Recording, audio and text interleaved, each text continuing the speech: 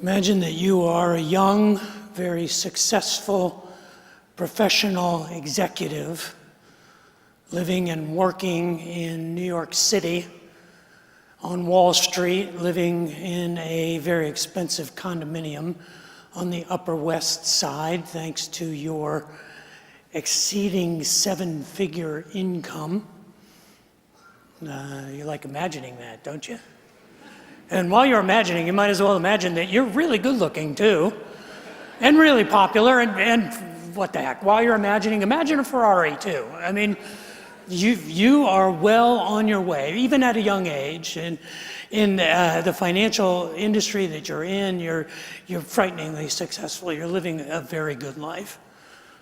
And it's a typical Tuesday morning, and you rise early. If you have one flaw, it's that you're too hard a worker. You work 6 or 7 days a week, and you get up before dawn. You put on your running clothes and you head a few blocks over to Central Park, and you run a 5K as you do most every morning, usually sub 7-minute miles. And you make your way home, you shower, get cleaned up, and before 7 o'clock you are at 86th and Lexington. You are going down into the subway to catch the number 4 Express southbound to Wall Street. You get off at the Fulton Street station 18 minutes after boarding the train at 7:23 in the morning. Make your way up into the bright fall air.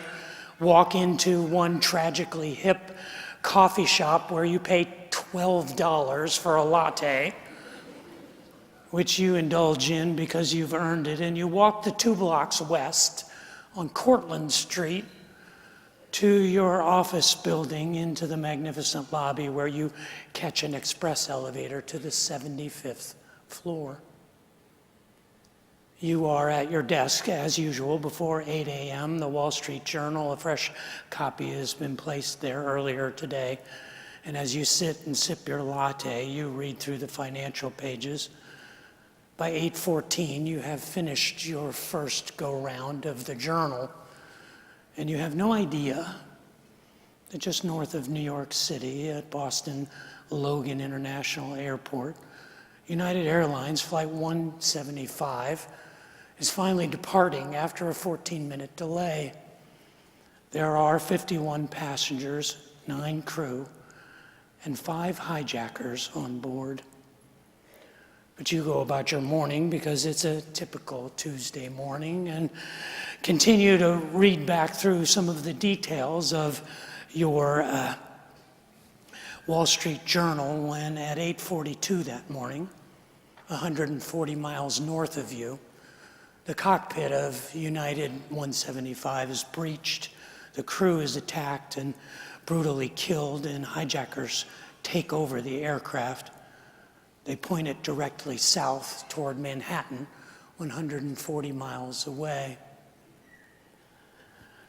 4 minutes and 40 seconds later, at 8:46:40, another aircraft, American Airlines Flight 11, crashes into the tower across the plaza from your offices at the 92nd floor. American Airlines 11 cruises into the north side of World Trade Center 1.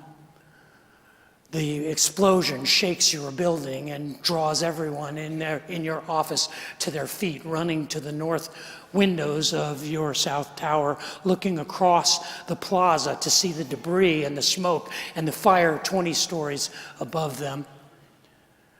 Just a few moments later, your chief of security comes over the office intercom and says, "We need you to shelter in place. Everything's under control." You've been through this before. The World Trade Center has been attacked since you've been working there, and so you know that a premature evacuation can create more chaos than solve problems. And so your security director says, "Shelter in place, hang on, we should be fine." Less than 15 minutes later, at 9:03, United Airlines 175 crashes into your building at 590 miles an hour. It enters 2 floors above you on the 77th floor, tearing through World Trade Center 2, the South Tower, ejecting debris 6 blocks away. The explosion rocks the building, knocks you out of your chair onto the floor. The sound is deafening. You know that this is not good, and people start reaching for their phones, trying to dial 911. Finally, someone gets through, and an operator says, "We know about the problem, stay put. Help is on the way. We will come and get you." For the next 30 minutes, it's the most terrifying time of your life. You can hear the explosions, but you're the strong one. You're the A student, and you go from office to office, cubicle to cubicle, reassuring people that the FDNY is on their way. You're going to be fine. You've been through this before. It's all going to work out. But as time ticks away, the sense of doom becomes overwhelming. After about 30 minutes, someone runs out into the hallway and notices smoke starting to come down onto your floor and says that stairwell A is clear. And so your coworkers begin to panic. They gather their belongings and begin to run out of the door. And you're like, just take your time, be calm, it's okay. And you commit to check on all the cubicles and all the offices to make sure that everyone is safe. It's about 9:45 on Tuesday morning, September 11th, 2001. You are on the 75th floor of the burning World Trade Center Tower 2, the South Tower. As you make sure that every cubicle is empty and every office is closed, you find a few people frightened, hiding in one office, and you assure them that it's time to go and shepherd them out of the door, even as your office begins to fill with smoke. There are small explosions, but suddenly, as you push them out the door into the hallway, an explosion rocks the building and collapses part of the ceiling between you and the door, the only way out. You turn around to see the other exits have been blocked and filled with smoke, and the room is beginning to heat up. And so you begin to scratch and claw desperately for your life at the debris that has fallen in front of the door, and you're pulling away the wallboard and the ceiling tiles, and when you get to the door, you find that it's been jammed shut. And you begin pounding on it and screaming and crying and kicking and pulling and hitting it with pieces of debris and chairs. And for a number of minutes, you're screaming, but the smoke is beginning to fill the room, and you have to get down on your hands and knees because you're choking and you're coughing. And in that moment, imagine that you think this is the end. I think all of us would like to imagine that in that moment, the best of us would come out, that we would be brave, that we would hold on to our hope, that our faith would give us an assurance. But I imagine that most of us would cling to the idea of, how can this be happening?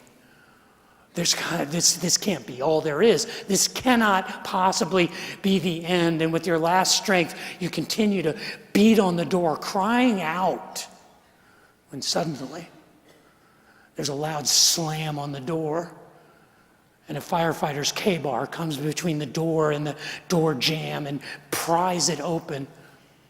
And with his head up in the smoke that is filling the room, you see a New York firefighter make his way through the door and reach his hand down to you.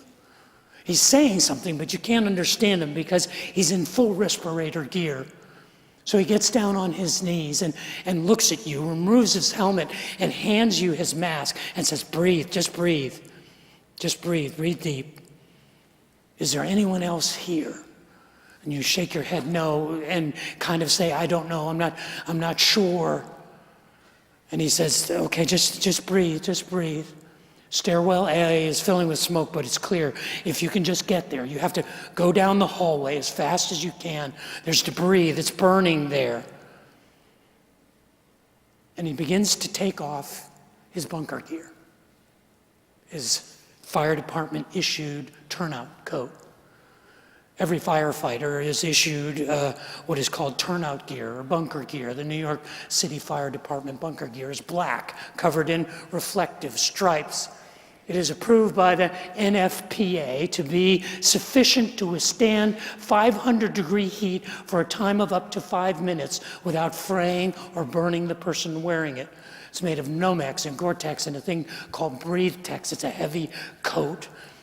And the firefighter removes it and puts it on you and stands you up before you can object and pushes you into the hallway toward the flames and says, "Run that way." In fear, you move down the hallway, run through the flames, and come to the door that leads to stairwell A. As you turn around and look, you see the firefighter disappear into the smoke. You descend 75 floors almost inexplicably quickly, probably touching only every 5th step, almost falling 75 floors down the stairs. As you begin to get into the South Tower lobby, you begin to see the chaos that is unfolding before you. You run down onto ground level, and Earth has never felt so safe. But you realize this is not where you want to be. And you begin to exit the building, and people are grabbing at you and asking you what to do. You forgot that you are wearing the coat of a New York City firefighter. And in your fear and in your panic and in your confusion, you make your way out across the plaza of the World Trade Center and begin to head north as if you were going to go home. People are still asking you for advice and direction, and you're confused, and the chaos of it is overwhelming. You make your way north for about 5 minutes, 3 or 4 blocks, when at 9:59 on Tuesday, September 11th, 2001, something happened that you could not have possibly imagined. You turn and watch as the South Tower collapses in on itself. As a tsunami of dust and debris of smoke heads for you, you dive into an adjacent alley and hide behind a dumpster. And as the dust and the debris and the smoke begin to coat you, you realize that you are sitting there in the turnout coat of a New York City firefighter. As the dust begins to settle, you take the coat off and you begin to go through the pockets, searching for some form of identification. And you find first aid equipment, and you find some hand tools, and there inside, in one of the chest pockets, you find the firefighter's FDNY ID. It's laminated, and laminated inside of the back is a picture. And on that picture is a handsome young firefighter, his wife, and his 4 young children. This was the one who saved you. As you are sitting there at 10:28 on Tuesday morning, the inconceivable happens, and the second tower, the North Tower, collapses. I would imagine that as you look back, you're not even sure how you survived. You're not sure how you got out. You're not even sure that it's real. You're not even sure how you got home. When you finally make your way back to your luxurious condo on the Upper West Side, still wearing or carrying the coat of a New York City firefighter, you realize what has happened to you. And you have to find out who this person was. So you begin calling and you begin contacting people, and in the chaos of 9/11, you can't get any answers. So the next day, on September 12th, you go to his firehouse. And you say, "Do you know this man?" And you have his coat, and his housemates begin to weep as they tell you he is missing. And he's probably one of the 343. And you tell him that you saw him, that he saved your life. He gave you his coat. And you weep together. It's uncomfortable for us to imagine that day. If you lost anyone on September 11th, if you were there, or even in the vicinity of the World Trade Center 16 years ago tomorrow, it's an uncomfortable thing for us to revisit and to imagine. But it's not difficult for us to imagine that if that happened to us, if someone took our place and gave their life in our stead, that from that day forward, we would have to be different. We couldn't go from that day forward thinking that we were the same when someone else had made the choice to sacrifice their life for you, you hold them in contempt by living unchanged. It's hard for us to imagine what it was like in those towers that day. It's uncomfortable for us to imagine that. But we don't have to imagine what it was like for someone to give their life for us. You don't have to imagine that. You only have to believe that it's true. Imagine that.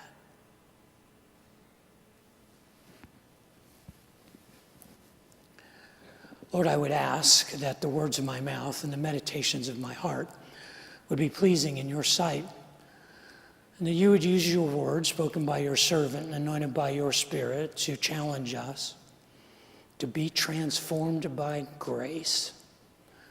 May we be a grateful and generous people by your grace. Pray that for myself and for my family and for all of us here. For I ask that in Jesus' name. Amen. We live in a world that is riddled with finality. It is riddled with terminal decisions, with things from which people can never come back. And we push against that. We don't like that. We're uncomfortable with that. In fact, I believe the entire medical profession is based on our discomfort with the finality of life. We keep pushing back against that, and we throw our best and our brightest to try and eliminate from our vocabulary and from our experience the word terminal.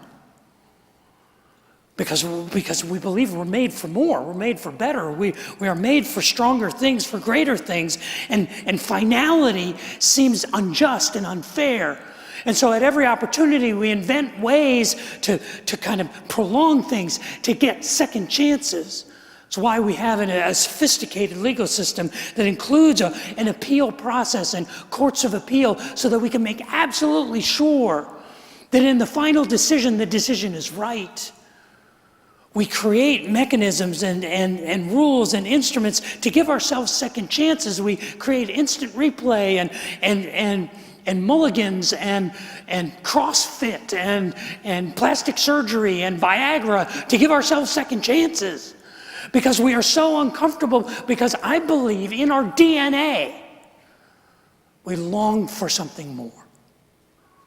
We long for one more day, one more breath, one more chance. It is the voice of heaven crying out in our hearts, saying you were made for more. And grace is the ultimate second chance. Grace is the original new beginning. Grace is the ultimate do-over. And to experience grace is to experience grace in the face of finality, to say there is ultimately another chance, a new beginning, a fresh start. A month ago, we began a conversation about grace, about the dividends of grace, the beauty of grace. And what I wanted to do was I wanted us to look at the architecture of grace from the original architect, from the person that God had commissioned to draw up the initial drawings of what a people of grace and a community of grace would look like. And so we went back to the oldest writing we have, the original writing of the architect, the Apostle Paul, and his first letter that is preserved for us, in which he sketches out the characteristics of grace. It was a letter that he wrote to the churches in central Turkey, the region of Galatia. It's preserved for us as the book of Galatians. And these 6 pages, or these 6 chapters, begin with 5 chapters of a celebration, of an exposition, of an explanation of grace. But we've been focusing our conversation on the last page and on the first 10 verses of that last chapter, where the Apostle Paul lays out the challenges of grace. If grace is the ultimate pushback against the finality of life, it comes with responsibilities. It comes with challenges. I suggested the first challenge was a challenge of confrontation, that we needed to learn how to speak the truth gracefully to one another. The second challenge is the challenge of competition and comparison. We need to know how to gracefully and graciously deal with that ambition and that pursuit of excellence that I believe is appointed to all of us. Last week we talked about the greatest enemy of grace, complacency and apathy. The one thing that can cut the legs out of grace is complacency. And today we talk about the proof of grace. How do we know that grace is real? Because of our generosity, our gratitude, and our compassion. It is our compassion that proves the reality of grace. That in a world riddled with finality, there is something greater, and it is the gratitude and generosity of grace. The Apostle Paul outlines this, sketches it out in verses 9 and 10 of chapter 6. In Galatians chapter 6, verse 9, he said, let's not get tired of doing what is good. For at just the right time, we will reap a heavenly blessing if we just don't quit. Therefore, whenever you have the opportunity, we should do good to everyone, especially to those in the family of faith. The proof of the reality of grace is in our grateful generosity.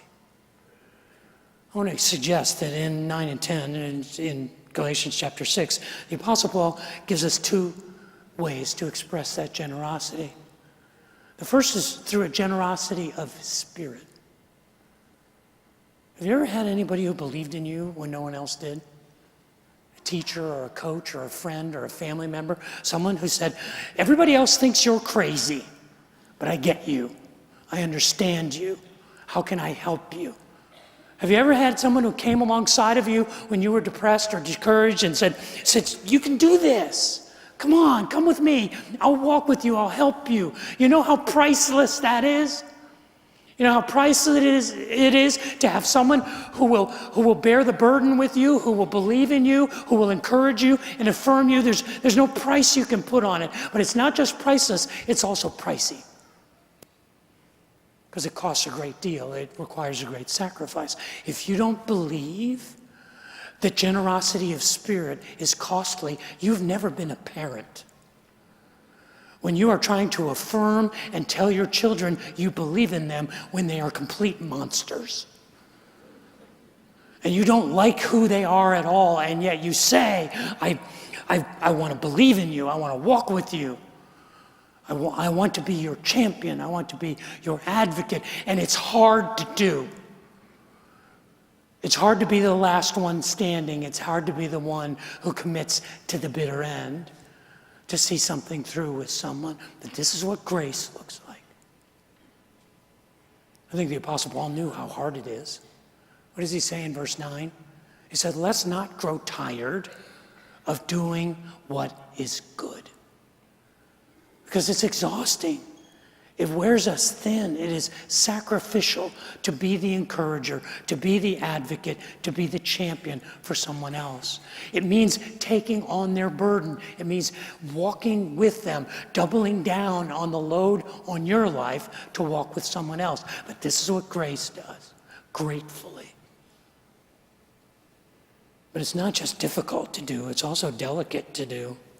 It's hard to know how to do that. Have you ever sat in a hospital room after a terminal diagnosis? Have you ever sat in a living room with a family who just lost a child? Have you ever been a friend to someone who is going through bitter tragedy and suffering? You know how hard it is to know what to do, what to say? Because we believe what Paul says. We believe that there will be a better day. There will be a better time. At just the right time, we will reap a harvest of blessing. We believe that the sun will come up. The time will pass, and you will find your way through it somehow. But that's absolutely the wrong thing to say. It's going to be okay. because it's not okay. Right now, you can't even see 6 inches in front of your face. And if I've learned anything in 40 years of sitting in those living rooms, the best thing that I can do is just be there. Because what grace does is grace says there's always hope by your presence in their life. We will reap a harvest of blessing if we do not give up.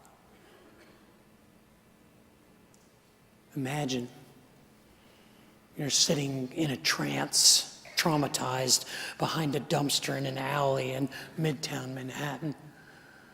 The dust of the collapsed World Trade Centers is settling in around you, and you're holding on your lap the coat of a firefighter. And you're looking at the picture of his family and his ID. How can your life not be, from that moment on, more generous, more grateful? If for nothing else, for the sacrifice he made for you, the second chance he gave you. We think that generosity of spirit is easy. It doesn't really require anything but a good attitude, but it's difficult and it's delicate. Gracious generosity also expresses itself in a second way, through generosity of substance. I was going to say through generosity of stuff, but that's what it is. It's put your money where your mouth is. It's the two most valuable things that we possess, our time and our money. And generosity is expressed through both. It is expressed by our sharing of our resources. Because if you're sitting there holding that coat in an alley in New York City, every day you live past that one is a gift. Every breath you take, every moment you live, everything you accomplish is house money. If you understand the power of grace, you realize that none of this is ours. It is all a gift. It is a gracious gift of a fresh start, a new beginning. What does the Apostle Paul say in verse 10? He says, therefore, whenever we have the opportunity, we should do good to everyone. And opportunity equals ability, actually. Whenever we have the ability. And I realize that in our lives we go through seasons where we don't have the opportunity and we don't have the ability because we're the one who needs to be rescued, because we're the one who needs the handout. We're the one who needs the safe space. We're the one who is broken and bankrupt. We're the one who is hurting. And it's okay. It's okay because generosity is supposed to make up for the times when we can't contribute. See, that's the beauty of it. The beauty of it is that in my strong times, I can help you in your weakness, and in my weakness, you can help me in your strength. That's why he says at the end of verse 10, that we should do good for everyone, especially for those in the family of faith. That's why I never have any problem asking you to support this family financially, because I know that there are some of you who can't. But there are enough of you who can that we can take care of those who can't, so that whosoever will can come and experience the blessings of the grace, of the generosity of others who make this place possible, who make this community possible, who make the collective kindness that we can show across our state and around the world possible. Because we take care of home first. Gracious and grateful generosity begins at home. Just as if you were sitting there holding the firefighter's ID and you looked at the card and saw his family. It's not hard to imagine that a reasonable person would say, I'm going to help them. I owe this family my life. And so I will do what I can to make their life better. Because it was their family and their father and their husband that gave me life. Difficult to imagine that day. But it's not difficult to imagine grace and the grace that we experience. And And a month ago, when we began this journey, I began with a story of two brothers who switched places, and one took on the other's guilt. This is all the story of grace. And the challenge of grace is how do we measure it out in the reality of life? How do we measure out grace in confrontation? How do we measure out grace in times of comparison and competition? How do we measure out grace when we're tempted to be apathetic and complacent? And the proof of grace is in our compassion, expressed in our generosity of spirit and our generosity of substance, our time and our money. The Apostle Paul knows how hard it is. He says, let's not get tired of doing what is good. At just the right time, we will reap a harvest of blessing if we just don't give up. Therefore, whenever you have opportunity, do good for everyone, especially for those in the family of faith. This is not something we do because we have to. This is not something we do because we're obligated to. It's something we do out of gratitude. We live in a world that is riddled with finality, that is riddled with terminal decisions, and we push back on it because I believe we are fashioned for more, and grace is the evidence of that. The evidence of grace is that we get a fresh start, we get a second chance. There is resurrection, there is new beginning. And the proof of grace is our generosity and our gratitude. You realize that there are, on our campus today, hundreds of children who weren't alive on September 11th, 2001. Hundreds more who can't remember it. They were too young. How will they know that it was real? Well, they may see the pictures. They may hear the stories. I realize none of us have ever seen the face of the Savior. We've never heard his voice.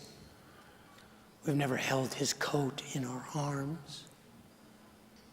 But we know that it's true because of the transformed lives of those who benefited from his grace, because of the transformed lives of those he saved. The evidence of him is the evidence of grace, grateful generosity. It's uncomfortable for me to imagine that day, to imagine what it was to be instantly entombed in one of those towers, to be a first responder, to have that be your final act. It's uncomfortable to remember that. It's hard to imagine what that was like.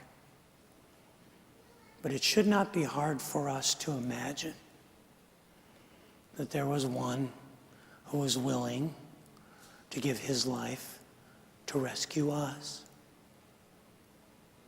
We don't have to imagine that. We only have to believe it. Imagine